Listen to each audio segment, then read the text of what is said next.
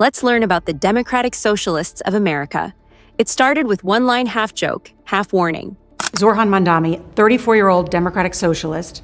He's the front communist, not socialist, communist. He's far worse than a socialist. Some people have compared him to a left-wing version of you, charismatic, breaking the old rules. What do you think about that? Well, I think I'm a much better looking person than him, right? What if Mamdani becomes mayor? It's going to be hard for me as the president to give a lot of money to New York because if you have a communist running New York, all you're doing is wasting the money you're sending there. Watch Zohran Mamdani's response.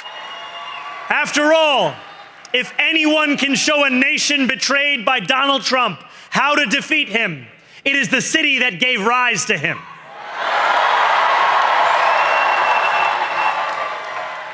And if there is any way to terrify a despot, it is by dismantling the very conditions that allowed him to accumulate power. This is not only how we stop Trump, it's how we stop the next one. So Donald Trump, since I know you're watching, I have 4 words for you. Turn the volume up. An agenda that will freeze the rents for more than 2 million rent-stabilized tenants. Make buses fast and deliver universal childcare across our city. Loud and proud, but short on how it gets paid for. But analysts notice something bigger, a generational shift beneath the headlines.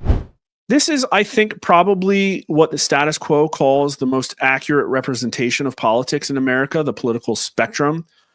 And it tries to put people on the economic right and the economic left. The economic right is like free market capitalism, no regulation, just go out and pull yourself up by your bootstraps. And the economic left is, okay, well, you know, rob from the rich to feed the poor kind of thing. But it turns into like socialism, I guess. The country is not moving to the right.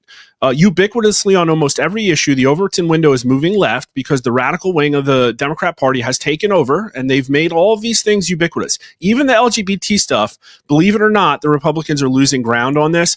And then they like to pat themselves on the back and say, well, look at the Zoomers. They're so much more right wing than any other generation before them. It's like, well, no, not really. Like they voted for Trump, but they would vote for Socialist next. They're super socialistic, even the Trump voters, on all these questions. 76% of young voters agree that major industries like healthcare, energy, and big tech should be nationalized to give more control and equity to the people, including a strong majority of young Republicans, over 70%. 53% would like to see a Democratic Socialist candidate win the 2028 presidential election, including a huge amount, 35% of those who said they voted for Trump in 2024. 55% said they would support a law that would confiscate Americans' excess wealth. They don't hate America, they just don't know what made it work. Watch what happens when the theory hits real life. On campus, if there's a GPA disparity where there's people at the bottom with a poor GPA, would you support a policy where people at the top spread the wealth and give that GPA to people at the bottom? Help them get a better GPA? Yeah. I'm all for helping. I wouldn't give let me just give you some of my points. But it's about being fair, right? We got to help people at the bottom. I've lost a lot of sleep, so I don't know if I will be fair. Even students figure it out the moment their work is on the line.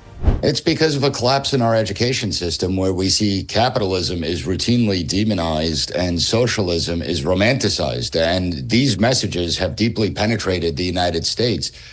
44% of those between 18 to 29 actually have a favorable view of socialism versus only 40% having a favorable view of capitalism. Do students even know how to define socialism? Because you hear some students talking about it. You hear phrases like, it's about helping people. It's about closing the wealth gap. But have they looked at societies that have tried the same and where those societies are now?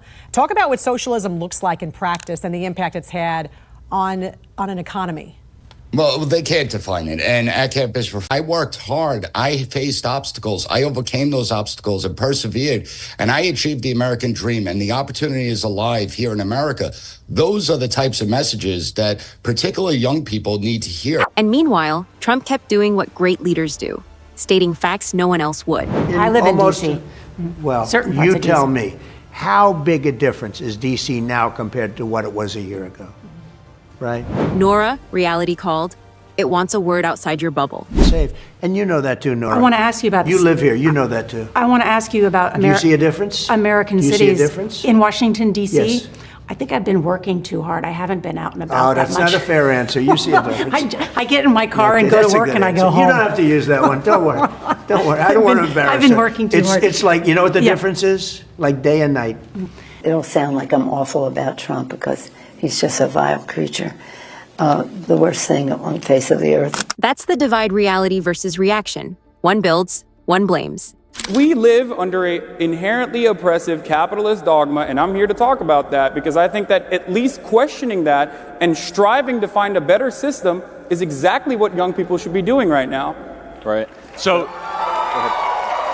inherently oppressive. So, small business owners are oppressing their employees? Come on, you're hyper-focusing on small business, dog. I'm talking about capitalism versus socialism. Even though 85% of all jobs in this country are created by small businesses, even though Why are under you this trying to- president, poverty rates have gone to the lowest level in the last 65 years. Do you want to ask questions? Wait, hold on. Let me finish. I let you finish, right? Okay, go ahead. Let me finish. 3.9 million Americans have gone off food stamps and into the labor force under this president. That should be applauded by everybody. When less people have to go to government for money and for meaning, and they instead are able to go to a job and have a paycheck, that's a good thing. And so the final thing I'll say is this, and you'll find disagreement. Just because someone gets rich does not mean someone gets poor. America doesn't need new ideology. It needs old-fashioned accountability, the kind Trump still demands.